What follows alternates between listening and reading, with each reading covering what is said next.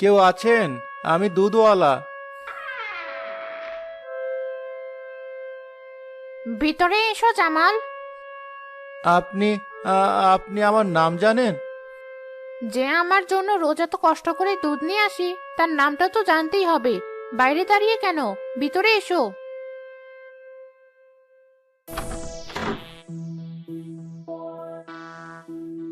বসো, ভয় পেও না। এই বাড়িতে কি আপনি একাই থাকেন? হ্যাঁ জামাল, একদম একা। এক সময় এই বাড়িটা লোকে লোকারণ্য ছিল, কিন্তু এখন আমি ছাড়া আর কেউ নেই। আপনার বাড়ির আর কেউ নেই? কোনো আত্মীয় স্বজন? ছিল, আমার স্বামী ছিলেন, খুব ভালোবাসতেন আমাকে। কিন্তু এক দুর্ঘটনায় উনি আমাকে ছেড়ে চলে গেলেন। তারপর থেকে আমি একা। তোমার কথা বলো, তোমার বাড়িতে কে কে আছে? আমার অসুস্থ মা আর একটা ছোট বোন আছে। বাবা অনেক আগে মারা গেছেন। আমি একমাত্র আমার পরিবারের ভরসা। তাই বুঝি একা একা সব সামলাতে খুব কষ্ট হয় না? কষ্ট তো হয়ই, কিন্তু কি করব বলুন? দায়িত্ব যখন আমার, তখন তো একটু কষ্ট করতেই হবে। তুমি খুব ভালো ছেলে জামাল। বসো, আমি তোমার জন্য দুধ নিয়ে আসি। খেলে তোমার সব ক্লান্তি দূর হয়ে যাবে।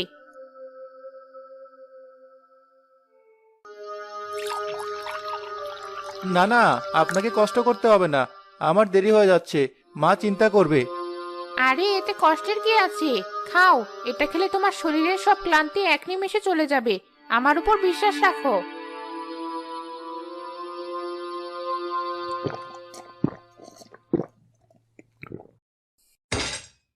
দুধে কি ছিল? আমার শরীর। বিষ ছিল বোকা ছেলে।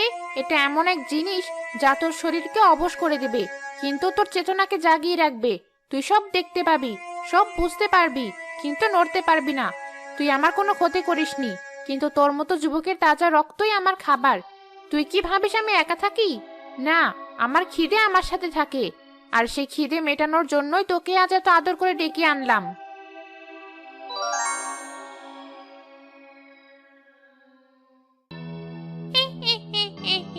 ভয় লাগছে? লাগারই কথা। কতদিন পর এমন তাজা শিকার পেলাম। তোর এই সুন্দর চোখ দুটো আমি সবার শেষে খাবো। আগে খাবো তোর বুকের তাজা গরম রক্ত।